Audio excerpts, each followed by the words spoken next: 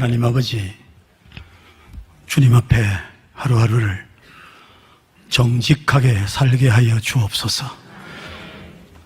주님이 나의 생명의 주인이시고 모든 것이 주께로부터 왔고 모든 것이 주의 것이고 모든 것이 주의 께로 돌아갈 것임을 분명히 고백하고 고백한 대로 행동하며 살게 하여 주옵소서.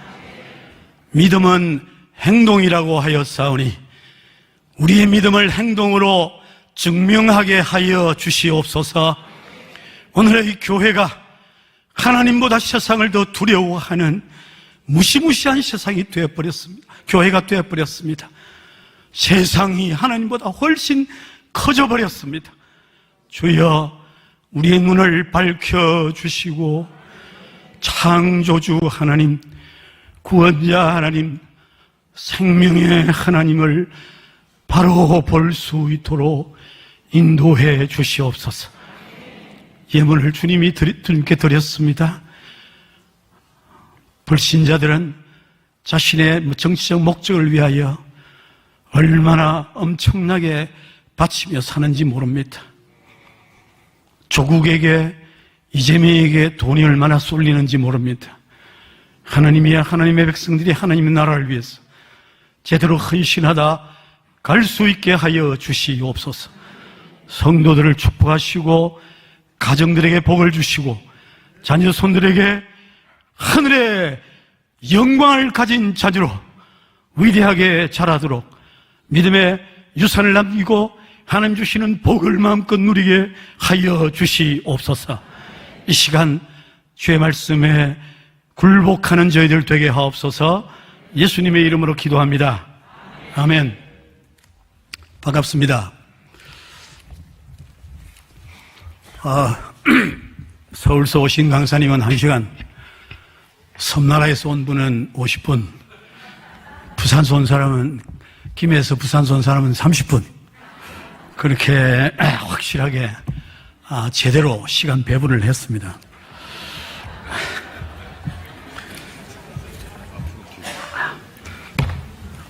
사실은 할 말이 제가 제일 많은 사람인데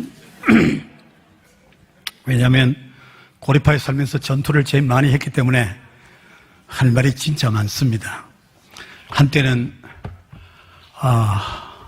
고신 최초의 3대 목사라는 자부심으로 살았는데 어느 날 자유주의 신학자가 되어가지고 목사의 적이 노예에 있는데도 불구하고 총회가 저를 고신 교단에서 제명을 시켰던 그런 사람입니다. 오늘 여러분 자료집에 뒷편에 첨부 문서에 보면 우리 필진들이 쓴 글인데 그중에 제 글은 보건병에 대한 글이 있습니다. 제가 보건병 때문에 인생이 멍든 사람입니다. 고신은 재산을 가져가지고 부패하고 하나님의 심판을 받은 그런 교단입니다. 다시 또 그런 어려움에 들지 않도록 늘 기도하면서 지내고 있습니다. 오늘 제가 여기 시간 지금 또 50분 줬는데도 김 목사님 5분 더 잡아먹고 이래가지고 제가 남은 시간이 25분에다가 이렇게 또 서론도 가고 이러면 시간이 없습니다. 그래서 여러분 쓴 글들을 돈 많이 들여서 만든 책입니다. 그러니까 심심하면 성경 보다가 잠이 오면 그 책을 읽어주시면 좋겠습니다. 그래서 또박또박 좀 읽으시기를 바랍니다. 그래야 자기 것이 됩니다. 들은 말은 몇 마디 말고는 다 지나가 버리는데 읽은 말은 머릿속에 남을 수 있습니다. 그럼 여러분들이 좀 자세히 읽으면 좋겠습니다. 제가 우리 같은 시대는 PPT 만들어가 강의하는 그런 시대가 아니었는데 짧은 시간이니까 정리를 해야 되니까 PPT를 몇 장 만들면 훨씬 낫겠다는 생각이 들어서 제가 딸에게 부탁해서 우리 찬미라는 큰딸이 저걸 어제 급하게 만들어 주었습니다. 근데 그대로 될지 안 될지는 잘 모르겠고 어쨌든 시간은 제가 확실히 지켜보도록 그렇게 하겠습니다. 저는 고신의 상황에 책임이 많은 사람입니다. 특별히 우리가 이런 논의를 하게 되고 이런 정치신학을 논하게 되는 그 가정 기저구조에는 손봉호, 이만열이라는 70년대, 80년대, 90년대 한국교회 지성인의 대표로, 기독 지성인의 대표로, 특별히 SFC에서는 가장 자주 모시는 강사로, 저는 81년부터 85년까지 전국 SFC 대표 간사를 한 사람으로서 가장 강사로 자주 모셨던 그분들. 그래서 제가 영국으로 유학할 때 그분들이 매달 100불씩, 85년도에 100불씩 매달 장학금을 지원했던 그 분들이 오늘은 제가 극복해야 할 대상이 되고 때로 공격해야 할 대상이 되어버렸습니다. 공격을 하자니 장학금을 내놓아야 되는데 돈이 그렇게 잘 안 돼가지고 아직까지 못하고 있었는데, 우리 고명길 목사님 비롯해서 박남은 목사님 이렇게 몇 분들이 아주 세차게 요즘 공격을 시작해서 저는 모른 척하고 있습니다. 그런 분들이 고신의 가장 좌파의 대표가 되어 있다는 사실은 제 뼈를 아프게 하고 남나다 가슴 아프게 합니다. 그중에 이만열 교수는 국사편찬위원장을 지난 고신의 장로인데 제 당숙이 되셔서 더욱 그렇습니다. 요새 조카 아집이가 관계가 매우 안 좋습니다. 그래서 사람들마다 제게 왜 이래 됐냐고 묻고 해서 참 살기가 몹시 고달픈 그런 여러분의 격려가 필요합니다.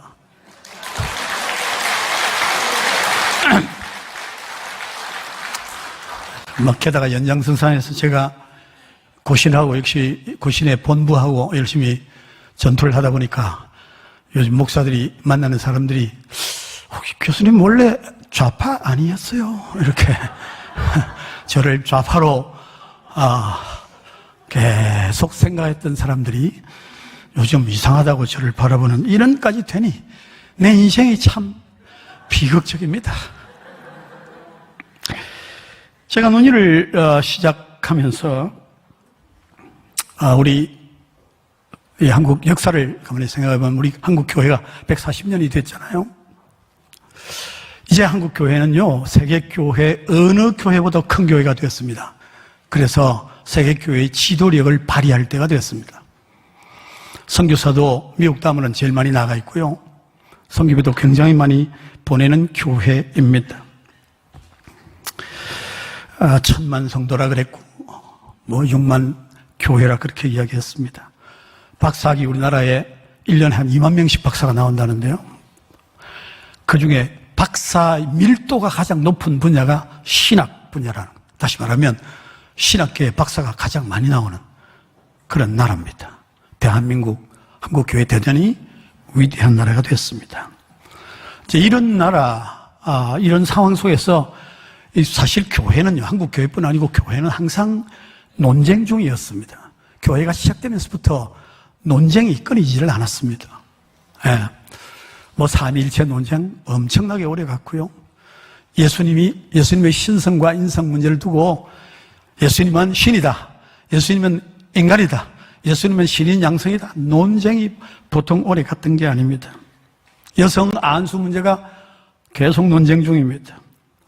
이제 와서는 동성애 문제가 핫 이슈가 되어 있습니다. 거기다가 최근 들어서 교회와 정치 문제까지 심각한 논쟁거리가 되어 있는 그런 상황입니다. 사실 여러분, 고신교회를 생각하면 고신교회는요, 태생적으로 날 때부터 정치에 깊이 관여한 그런 교회라고 말할 수 있습니다. 고신은 일본 제국주의 정부의 정치적 탄압에 저항했던 그런 목회자를 중심으로 탄생한 교단입니다. 일본 정부의, 제국 정부의 탄압이 없었다면 고신은 생겨나지 않았습니다. 고신은 한국 장로교회가 함께 신사 참배하기로 가결한 1938년 9월 10일의 사건 때문에 장로교단 총회의 결의를 저항하고 그렇게 생겨난 교단입니다. 그러니까 고신교회는 시작부터 매우 정치적이었고 그런 정치적 결단에 의해서 생겨난 교단이기 때문에 교회가 정치의 문제에 관해서 전혀 어려워하거나 부담스러워하거나 하지 않아야 하는 그런 교단입니다. 그런데 지금 한국 교회 안에서 가장 설교자를 향하여, 손인부 목사 같은 설교자를 향하여 정치적이다라고 가장 열심히 말하는 교단의 목사들이 고신의 목사들입니다. 이거 기가 막힐 노릇입니다. 정말 이거 정말 어떻게 말을 해야 될지 모를 정도로 힘든 그런 시간을 저건 보내고 있습니다. 어쩌다가 이렇게 됐나 하는 것입니다. 차별금지법 때문에 어떤 면에서 한국 교회는 이제 정치 문제가 두드러지게 됐는데요. 사실 한국 교회 전체를 봐도요. 한국 교회는 3.1운동 교회가 설립한 지 한 20, 30년밖에 안 된 그런 때에 3.1운동 났을 때에 가장 적극적으로 정치에 참여한 게 교회입니다. 그때 기독교인은 전체 인구의 1.5% 정도 된다고 그랬습니다. 1.5% 되는 기독교인이 잡혀간 사람은 잡힌 사람의 22%였습니다. 교회가 정치에 참여할 수 있느냐? 1919년도에 100년도 더 전에 논쟁이 벌어졌습니다.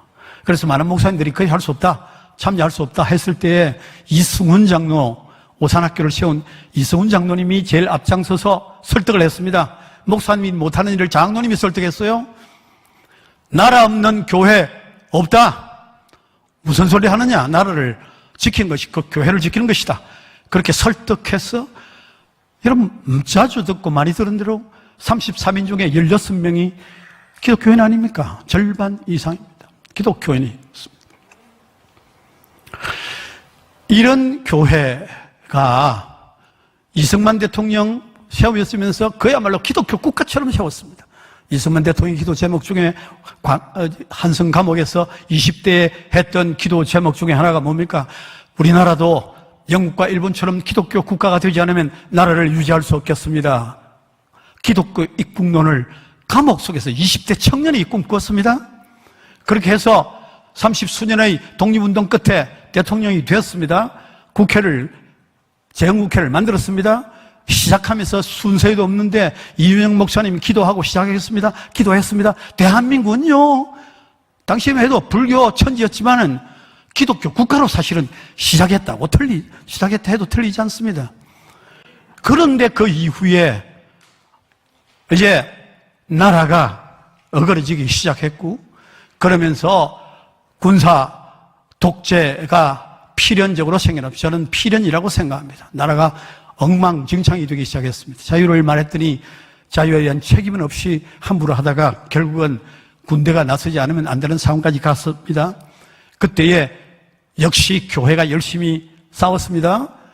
보수주의 교회는 입을 다물었지만은 소위 자위주의 신학을 말하는 그런 교회들, 기장, 통합, 감리교 얼마나 열심히 싸웠는지 모릅니다.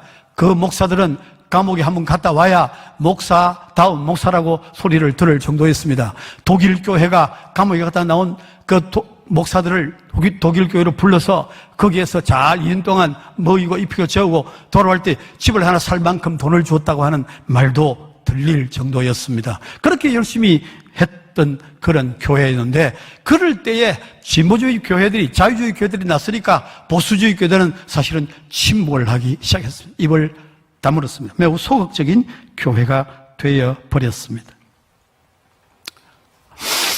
그래서 어떤 면에서 주도권을 좀 상실한 그런 상황에 빠지게 되었습니다.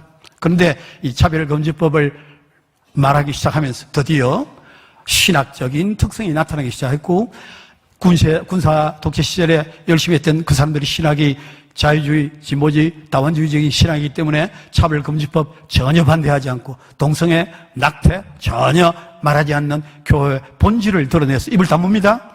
이제 비로소 우리 이 복음주의, 개혁주의 교회들이 나타나기 시작합니다. 성경적 가치를 지켜야 한다. 그렇게 하면서 등장을 하기 시작했습니다. 2024년 10월 27일 동성애 이 차별금지법 만드는 이것을 반대하기 위해서 큰 집회를 서울에서 모였을 때 손희범 목사가 가장 앞장섰습니다. 고신 목사가, 부산에 있는 목사가 그 일에 가장 앞장섰다는 것은 놀라운 이야기입니다. 놀라운 이야기입니다. 그런데 알고 보면 본래 본질적인 고신의 정체성을 가장 잘 드러낸 일이었다. 그렇게 역사적으로 평가할 수 있습니다.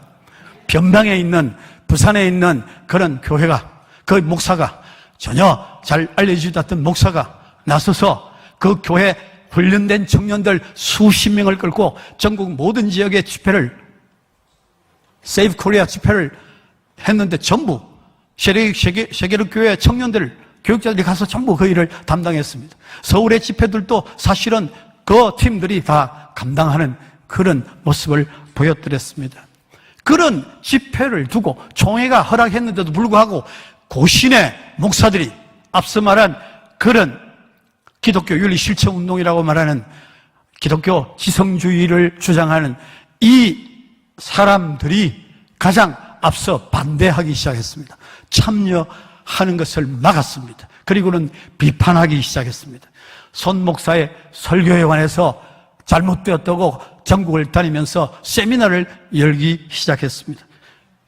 정치 집회라고 교회의 설교를 이재명이 죽어야 나라가 산다고 했다고 그것을 정치 선동으로 몰아붙이면서 강단의 자유를 자기 마음대로 해석하려는 그런 운동이 일어나기 시작했다라 하는 것입니다.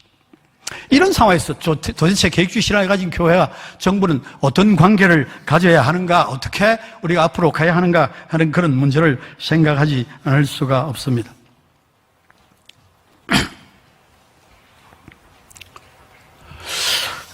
우리가 이 한국교회 정치와 교회 문제를 생각하는데 이 정치가 뭔가 하는 것입니다. 정치가 뭡니까? 정치라는 건 우리가 생각할 때 정치는 몰입애들이 하는, 하주꾼들이 하는 그런 나쁜 것이라고 생각하는 경우가 많습니다.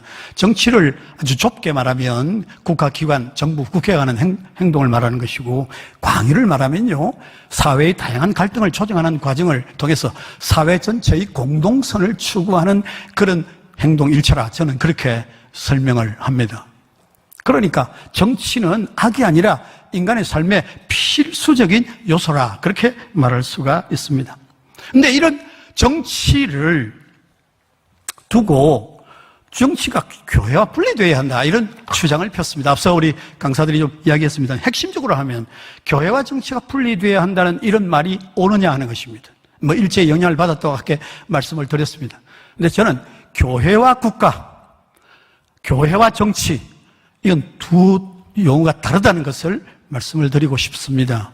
본래 미국의 헌법이 말하고 있는 미국 수정법 1조는 의회는 법을 통해서 종교를 세우거나 이 말은 국교를 세우거나 그런 표현입니다. 국가교회를 세우거나 자유로운 종교활동을 금지해서는 안 된다는 그런 말을 제일 먼저 하고 있습니다. 교회와 국가, 국가가 국가교회를 세워서는 안 된다. 앞서 설명을 잘 했습니다. 여러분들이 잘 이해 못했을 것인데, 하여간 책을 여러분들 읽어봐가지고 무슨 말인지 여러분 자신이 알아봐야 자기 것이 됩니다. 교회와 국가는 두 조직체는 절대로 서로 관여할 수는 없습니다. 국가가 교회라는 조직체에 이래라 저래라 총회에 간섭할 수 없습니다. 교회도 국가에 대해서 이래라 저래라 그런 거 우리가 할 수가 없는 것입니다. 국가의 정책은 국가가 하는 것입니다. 그러나 교회와 정치, 다른 말로 하면 신앙과 정치는 분리될 수가 없는 것입니다. separation은 분리는 between church and state, 국가와 하는 것이지 church and politics 아니라 하는 것입니다. 정치와 교회는 분리될 수 없는 것이다 하는 것입니다. 이건 여러분들이 아주 분명히 하고 이게 무슨 말인지 공부를 하셔가지고 확실을 가지는 데까지 나아가야 됩니다. 모르면 저한테 전화하시고 차라도 한잔 하자면 제가 설명을 열심히 해드릴 그런 용의가 있습니다. 이게 다르다는 것이죠. 국가와 교회는 분리돼야 하고 국가가 교회의 장을 뭐 임명하거나 뭐 간섭하거나 할 수는 없고, 교회가 뭐 대통령이 이래라 저래라 할 수 없는 것이고, 그러나 신앙인으로서, 종교인은, 신앙인은 정치하는 행위, 아까 정치 뭡니까? 모든 일체의 행위가 정치입니다. 거기에 관해서는 얼마든지 말해야 된다는 것입니다. 그래서 화란의 학자가 이런 표현을 했습니다.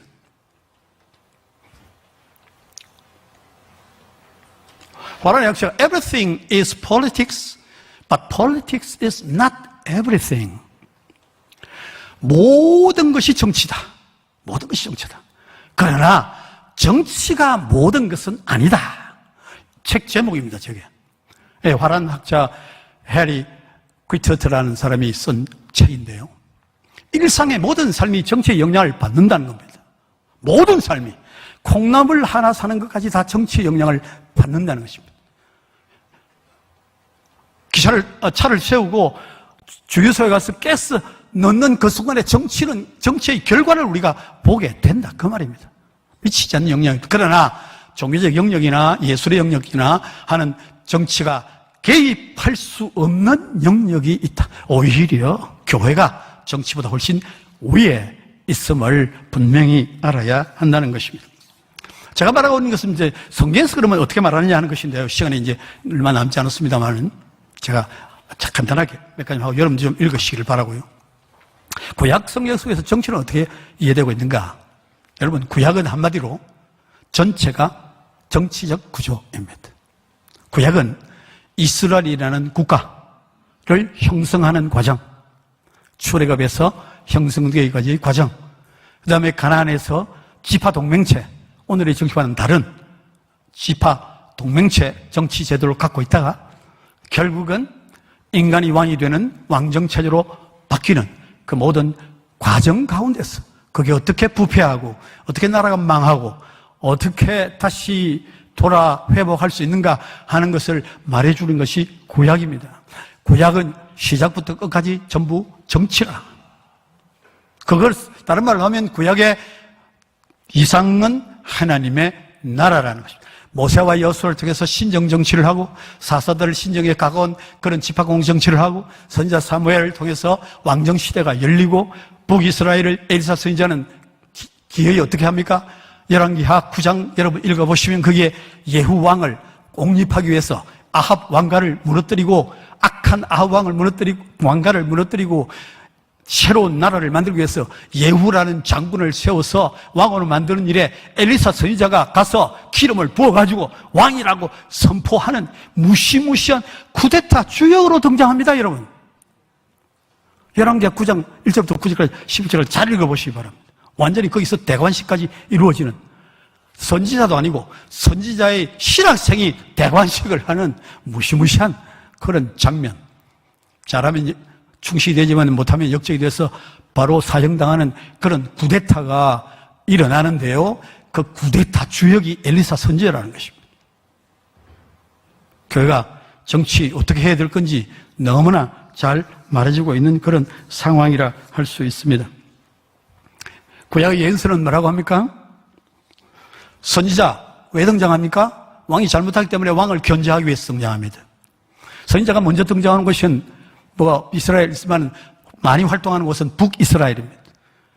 예루살렘을 떠나서 북쪽에 따로 세운 그 지파를 향해서 선지자들이 아주 활발하게 활동하는 것을 볼 수 있습니다. 그 최초의 선지자, 문서를 가진 선지자가 아모스가 북쪽 이스라엘에 등장하는 것을 볼 수가 있습니다.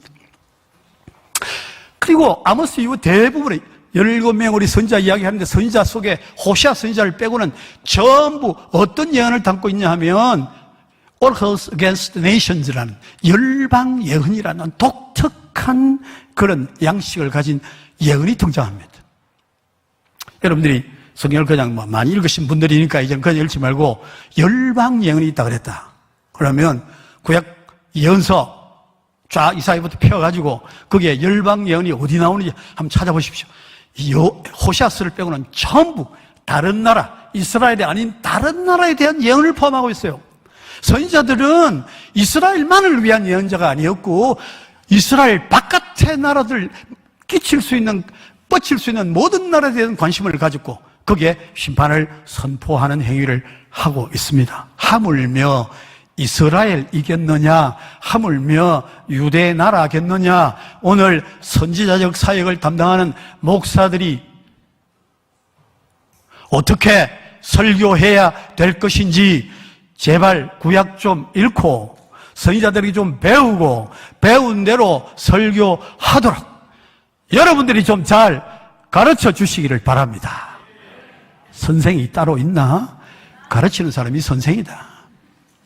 아무 말도 하지 않는 목사들, 아무 기도도 하지 않는 장로들, 여러분들이 똑똑히 가르치기를 바라고 여러분에게 기도의 기회가 주어지면 그때 열심히 나라를 위해서 기도하고 하나님의 심판을 받을 이재명의 하나님의 심판이 임하도록 기도해야 된다. 기도해야 될 거 아니에요. 기도하지 않는데 하나님이 그 일을 이루겠느냐고요. 여러분들이 말해야 되는 것입니다. 우리 모두가 다 선지자적 사명을 가지고 있습니다. 말해야 된다. 아까도 우리 김 목사님도 얘기했지만 말을 해야 됩니다. 동네방네 다니면서 말을 해야 되는 것입니다. 두려워하지 말아야 합니다. 선지자들이 두려워했습니까? 듣지 않는 거 두려워해서 듣든지 아니 듣든지 그게 선지자들의 태도입니다. 아주 죽으라고 말했습니다. 열매가 하나도 없을지라도 말했습니다. 근데 왜 성경을 읽으면서 목사들이 어떻게 그렇게 어중간한 삶을 살고 있느냐 이 말입니다. 제가 신학교 교수를 했기 때문에 지금 요새 내가 남의 말 하는 게 아니고 내 말 하고 있습니다. 참 보통 문제가 제가 잠을 밤에 거의 제대로 자본 적이 없습니다. 자다가 벌떡벌떡 깹니다. 내가 하나님 이대로는 못 죽습니다. 내가 누군가는 자꾸 시비를 걸고 이겨야 죽지. 내가 못 죽습니다, 주님. 아직은 아픈 데도 많고 그런데 데려가시면 안 됩니다. 아직은. 아니, 선지자들의 삶을 살아가야 되는데 왜 선지자들의 말을 전혀 그렇게 듣지 않느냐는 것입니다. 선지자들은 국제정치 전반에 관심을 가지고, 여러분 지혜에서 마찬가지입니다. 지혜라는 게 뭐냐? 지혜가 뭐 꾀가 많은 게 지혜 아니고요. 지혜는 하나님이 창조한 세계에 부여한 질서 그 자체를 지혜라고 말하고 있습니다. 통치자와 백성 모두에게 전하는 공동체를 어떻게 제대로 끌고 갈 것이냐를 가르쳐 주는 것이 지혜예요. 뭐 돈벌이 하는 지혜가 아니고요. 공의와 질서 있는 사회를 지향하는 내면적 실천적 정치학이 우리 성경에 나타난 욥, 시편, 잠언, 전도와 같은 이 지혜 문서에 나타난 내용이라는 것입니다. 뭐 성경 전체가 전부 정치인데 뭔 소리를 하고 있느냐는 것입니다. 결론적으로 뭡니까? 구약 이스라엘은 하나님을 부르실 때부터 세계 역사를 책임지는 정치적 사명을 부여했습니다. 창세기 12장 1절 3절 우리 같이 한번 읽어봅시다. 시간 가서 이제 2분 남았는데 해봅시다. 시작.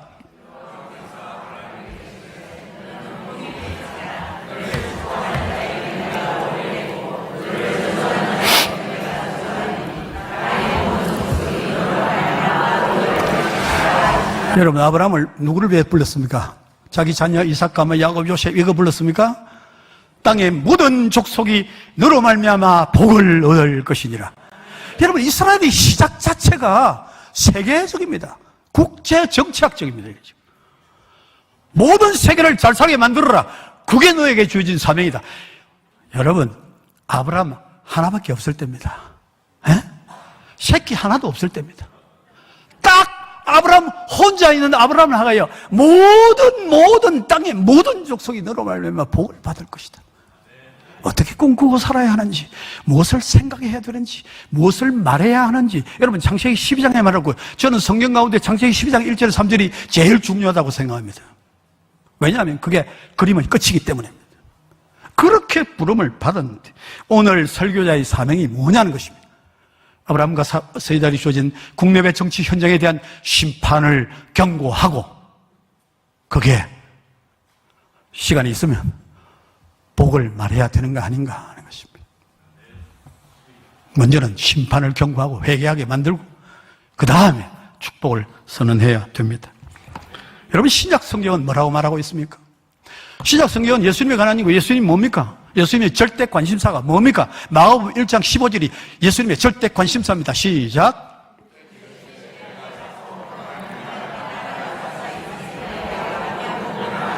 네. 때가 찼다. 뭐 말입니까? 하나님의 나라가 가까이 왔다. 하나님의 나라가 목표입니다. 예수님의 목표는 하나님의 나라 완성입니다. 그 나라에 들어가려면 어떻게 되느냐? 회개하고 복음을 믿으라. 그래야 하나님의 나라의 백성이 된다 이겁니다. 사실은 하나님 나라가 구약과 신약 전 성경의 주제입니다. 가장 중요한 핵심 신학입니다. 이 당시가 어떤 때입니까? 로마 제국의 질서와 다른 가치 체계, 정의와 평화의 새로운 질서를 지금 강조하고 계시는 것입니다. 뭐 예수님이 정치 말했나? 무슨 소리 하고 있습니까 지금? 로마 제국이 있는데 주님이 하신 말씀은 하나님의 나라가 왔다 이거는. 로마 제국이 아니고 그게 우리의 목표 아니고 그게 우리가 지향할 바가 아니고 그게 눌릴 바가 아니고 그걸 우리가 바라볼 바가 아니고 하나님의 나라가 가까이 왔다. 그러니 복음 믿고 회개하고 복음을 믿어야 이 나라 시민 된다. 이 정치적 저항 아닙니까? 이 정치 저항으로 안 보입니까? 로마 제국이 들을 때 이게 정치적 저항으로 안 들리겠습니까? 다른 나라 이야기하고 있는데요 지금. 근데 무슨 딴소리를 자꾸 하고 있는 겁니까? 세례요한과 사도 요한 어떻게 했습니까? 우리 세례요한 이야기 듣습니다마는 악을 저지르는 정치자들을 어떻게 대할 것인가 하는 것을 세례요한이 너무 잘 말해 주셨잖아요. 여러분 세례요한 생각 좀 해보면 세례요한은 메시아의 길을 예비하는 자입니다. 메시아 오신다 급합니다. 다니면서 메시아 오시니까 준비하라고 말해야 되는 사람입니다. 그런데 왜 죽었습니까? 왜 죽었습니까? 메시아 이야기하다 죽었습니까? 아닙니다. 헤롯의 비윤리적 행위를 비판하다가 죽었습니다. 네가 왜 동생 마누라를 빼들어가? 동생 마누라를 왜 빼들어가? 그 말하다가 죽었습니다. 그게 하나님 나라와 상관이 있습니까? 에? 메시아가 오는 거하고 무슨 상관이 있어 보입니까? 그거야말로 윤리적인 교훈 아닙니까? 그 윤리와 정치가 뭐 분리가 되는 겁니까 지금? 하나님의 나라 어떻게 임하게 할 것인지, 하나님 나라가 어떻게 오는 것인지, 누구에 대한 심판으로 오는 것인지, 거기에 무슨 구분이 있습니까? 하나님 나라는 인간의 전 영역을 다스리기 때문에 비윤리적인 비도덕적인 그 행위, 그것도 메시아의 길에 방해가 된다 이것입니다. 대장동 사건이 나라 망친다 이거 말해야 되는 것입니다. 그 왜 어떤 배우를 네 마음대로 농락을 했나 말해야 되는 것입니다. 그게 세례요한 사역 아닙니까?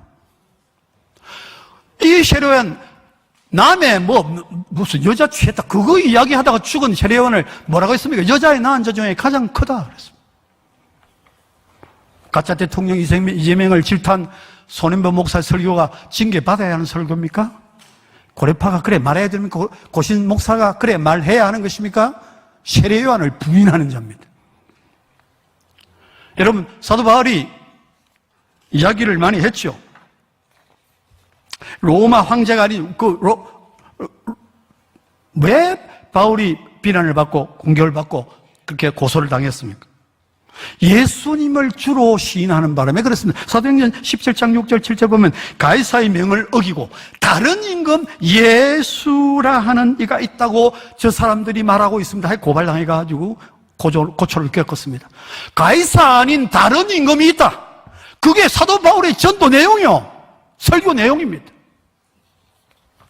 이재명이 아닌 다른 왕이 우리에게 있다. 그건 죽어야 된다. 그거 죽어 없어져야. 그거 하는 생각이 사라져야 대한민국이 제대로 된다. 하나님 말씀이 중심이 된다. 뭐 잘못했습니까? 뭐 잘못한 게 있습니까? 요한계시록엔 로마 제국을 짐승으로 묘사했습니다. 권력에 대한 강력한 신학적 저항을 신약 성경이 하고 있습니다. 신약은 정치를 말하지 않는다고요? 말이 되는 소리를 좀 해야 된다는 것입니다. 한마디만 더 붙이겠습니다. 마지막입니다. 고린도서 11장 19절 같이 한번 읽어볼까요? 시작.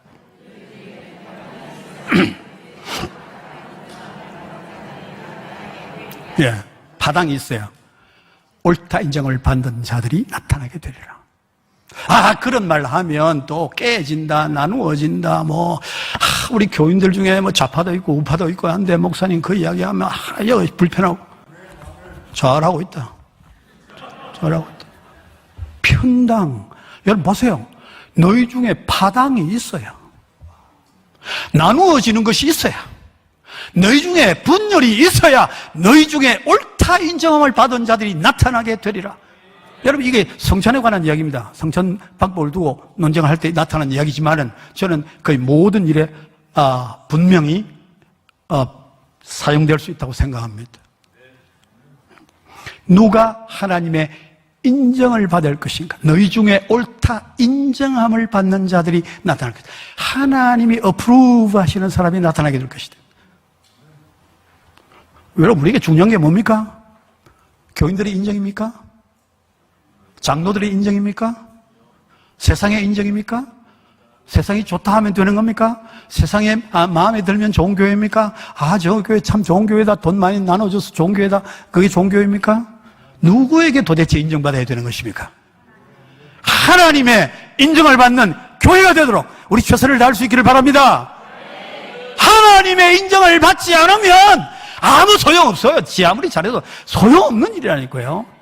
그건 아무리 깽과리를 쳐도 아무 소용없는 거예요. 하나님이 인정하지 않는 건 그건 짜게도 쓸모없습니다. 아무리 주일마다 설교해도 그 목사 하나님의 인정 못 받으면 쓸모없어요. 하나님이 모른다 하실지 모릅니다. 니는 내 말 안 전하고 니 마음대로 전하고 니 좋은 말 하고 세상 좋은 사람 말하고 좌파 기분 안 상하려고 전하고 잘했다 니는 지옥이나 가거라. 그들만이 산 대로 가야지 여기를 왜 와? 왜냐면 심각한 문제입니다.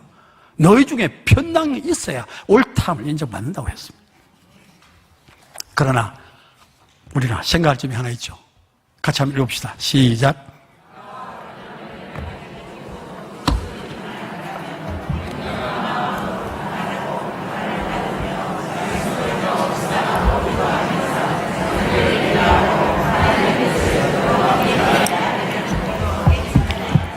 예. 내가 이렇게 강하게 말하니까 무조건 붙으라 하는 줄 알고 또 한 번 붙자, 시끄러면서 이렇게 하면 좀 곤란합니다. 서로 이해하고 인정하도록 받도록 애를 쓰는 이 참 어려운 일이지만 어려운 과제를 위해서 기도하고 지혜를 얻기를 간절히 바랍니다. 감사합니다. 네.